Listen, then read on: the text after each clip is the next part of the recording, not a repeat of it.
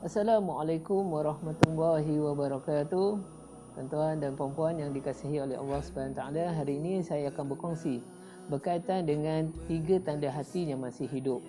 Hati yang masih hidup adalah hati yang tinggi keimanannya kepada Allah Subhanahu wa taala, hati yang tinggi ketakwaannya kepada Allah Subhanahu wa taala, hati yang mampu menolak hawa nafsu daripada melakukan kejahatan, daripada melakukan keburukan di muka bumi Allah Subhanahu wa taala ini.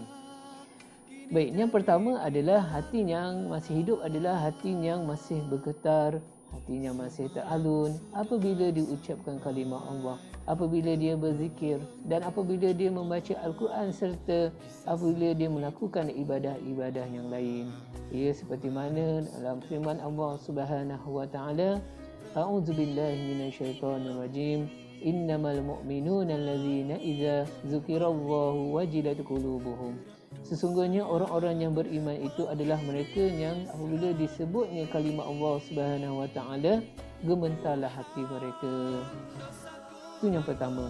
Dan yang kedua adalah hati yang masih hidup itu hati yang berpegang teguh dengan agama Allah Subhanahu wa taala, berpegang teguh dengan syariat Allah Subhanahu wa taala dan sebagainya.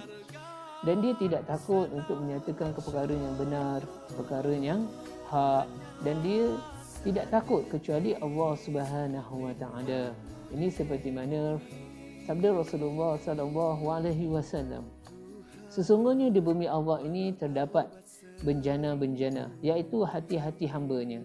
Yang paling disayangi ialah hati yang paling lembut, hati yang paling jernih dan hati yang paling teguh. Kemudian Rasulullah SAW menjelaskan lagi, hati yang paling teguh ialah hati yang berpegang kepada agama Allah Subhanahu Wa Taala. Hati yang paling jernih adalah hati yang tingginya keyakinan mereka terhadap Allah Subhanahu Wa Taala. Dan hati yang paling lembut ialah hati yang lembut terhadap sahabat. Itu yang kedua. Dan yang ketiga adalah hati yang masih hidup ialah hati yang takut terhadap Allah Subhanahu Wa Taala, takut dimurkai oleh Allah Subhanahu Wa Taala. Lantas dia menjauhkan diri daripada melakukan perkara yang haram di sisi Allah Subhanahu Wa Taala. Dia menjauhkan diri daripada melakukan maksiat, dia menjauhkan diri daripada melakukan perkara yang boleh mendatangkan kemurkaan Allah Subhanahu Wa Taala. Ini seperti mana firman Allah Subhanahu wa taala, innal ladzina taqaw idza massahum ta'ifun minasyaiton tazakkaru fa idzahum mubsirun. Sesungguhnya orang-orang yang bertakwa ketika mereka ditimpa was-was dari syaitan, mereka segera mengingati Allah, dan ketika itu juga mereka sedar kesalahan-kesalahan mereka.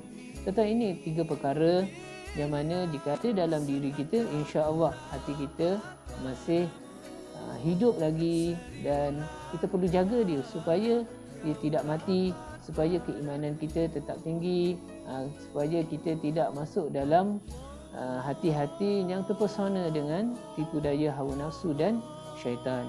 Dan hendaklah kita ketahui bahawa supaya kita mengambil berat tentang kedudukan hati ini dan mengambil keutamaan tentang kedudukan hati ini, jika jasad kita baginya ubatan untuk dia bergerak dengan sempurnanya, begitulah dengan hati kita, perlulah dijaga dan perlulah dipelihara dengan sebaik-baiknya, agar hati ini jika dia baik, insya-Allah amal-amal kita juga, perbuatan kita juga akan kita zahirkan dengan perbuatan yang baik.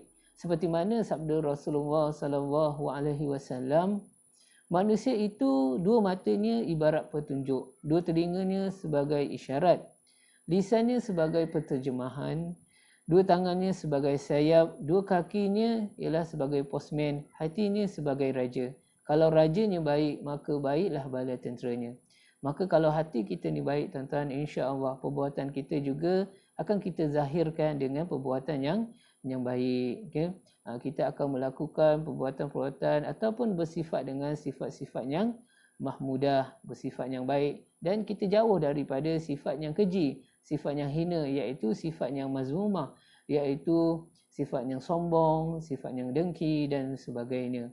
Makanya perlulah kita jaga hati ini dengan sebaik-baik mungkin, ya. Bersihkanlah hati ini. Jika kita melakukan kesalahan, jika kita melakukan dosa kepada Allah Subhanahu Wa Taala, cepat-cepatlah kita beristighfar, cepat-cepatlah kita memohon keampunan Allah Subhanahu wa taala, dan cepat-cepatlah kita memohon supaya Allah Subhanahu wa taala teguhkanlah hati kita ini dalam landasan keimanan kepada Allah Subhanahu wa taala, insya-Allah. Tuan-tuan, semoga kita dapat menjadi insan yang soleh dan solehah, disayangi oleh Allah Subhanahu wa taala, disayangi oleh Rasulullah sallallahu alaihi wasallam, serta disayangi oleh seluruh makhluk Allah Subhanahu wa taala. Wabillahi taufiq wa hidayah. Assalamualaikum warahmatullahi wabarakatuh.